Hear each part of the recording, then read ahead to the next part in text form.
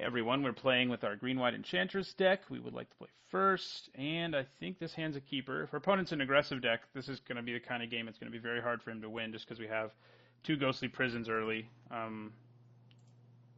So that's pretty good. I mean, even if he's not an aggressive deck, if he's a deck that wants to win by attacking, this is a pretty rough game one for him.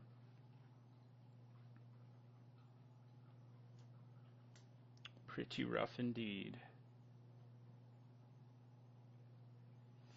Well, I think that's a good thing for us. It means he will be attacking. And we can play Herald of the Pantheon. So next year we can play Herald of the Pantheon number 2, and then first Ghostly Prison, which is pretty good. So this Nacatl is going to be a 3/3. What else you got? Lightning Helix? No. Oh, yeah, well, that's annoying, but his ability to go wide... Ooh. Yeah, that hurts. We just take it, but it's painful.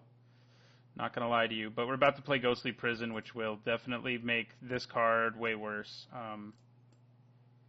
So first, though, we're going to play second Herald. And then we'll play Ghostly Prison.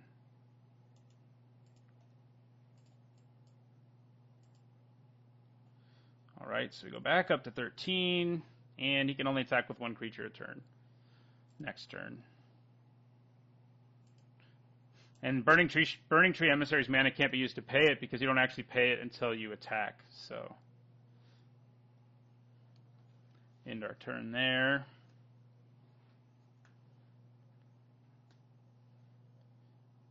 I mean, I guess he attacks with his Nacatl.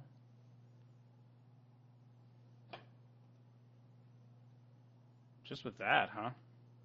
That's interesting. Yeah, we'll take it.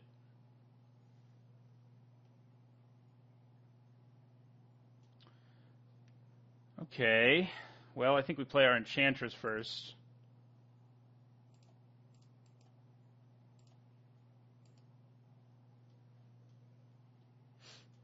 And then we play Ghostly Prison number 2.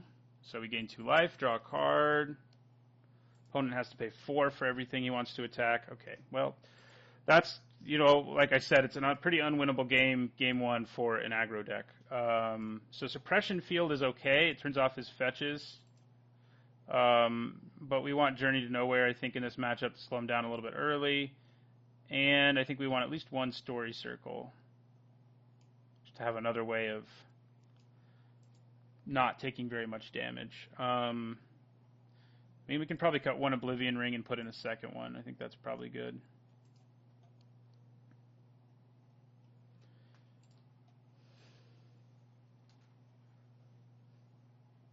Alright, I think this is a keeper. Against a deck as aggressive as this one, we don't really want to be taking 2 on turn 1, so we won't. We may eventually have to take it, but I think we avoid it as long as we can. Except right now on turn 2 we're not doing anything, so we can just play it then. So we'll keep this hand. Story Circle's not like super amazing. Like you have to determine based on his board which color I want to name. But yeah.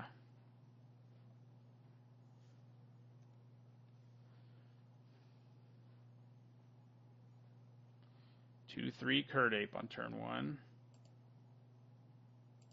So let's play our Oath of Nissa. I'll take a Forest. So yeah, we'll play our Temple Garden tap next turn, I guess.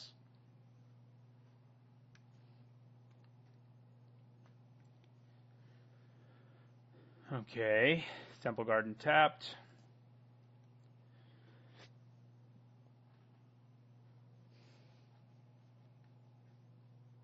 So he may be able to play Burning Tree Shaman into Bushwhacker. No, it doesn't look like it's going to happen. Ooh, Ghostly Prison. Well, since we're not under a huge amount of pressure, I'm actually going to just play my Enchantress first and see if she survives. If we were under more pressure, I'd probably have to play my Ghostly Prison, but since we're not, I think we just play Mesa Enchantress. She may be about to eat a Lightning Bolt. Or something like it. Lightning Helix? No, not yet.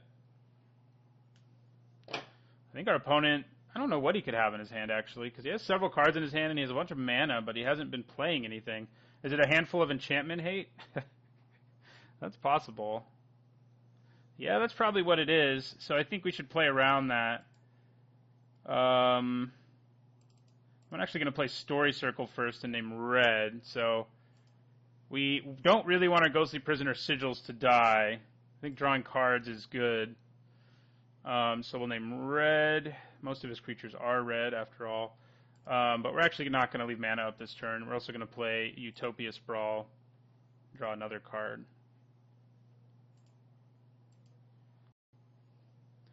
And we'll add green. And we'll end our turn.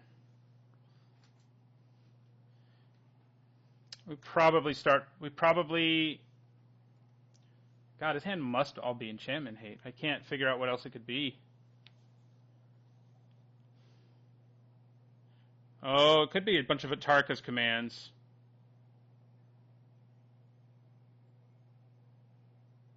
Okay. Well, in that case, we want to leave mana up now. He did that because he knew he wasn't going to have a real chance to do it later. So we're going to play Herald of the Pantheon, and then we're going to play Ghostly Prison. Go up to 7. There's Heliod. We want to leave mana untapped, so we're just going to end our turn. So that we can make the damage from Curd Ape not do anything. So we have our opponent in a pretty good lock here.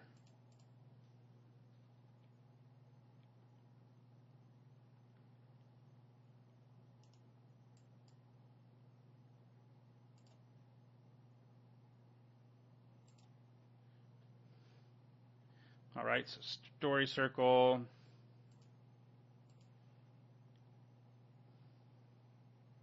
Right, that is a green creature, so that one can actually hurt us. So let's think here. Player Herald of the Pantheon. Then this costs 3 and this costs 2.